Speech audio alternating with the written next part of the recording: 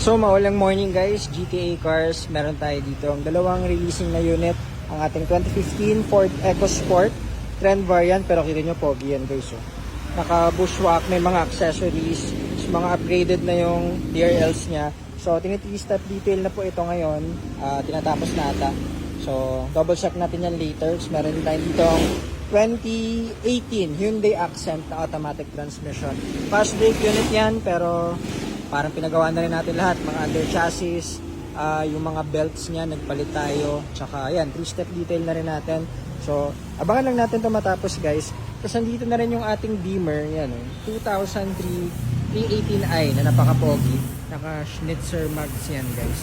So meron tayong viewer ngayon guys, galing sa sir sa barko. So andito na siya sa Pinas at ito yung inaawitan niya sa atin na BMW. So naggaling ko sa kabilang garahe, so papacar wash lang natin para syempre pogi at napakapungo pa rin yung guys, dala namin yan.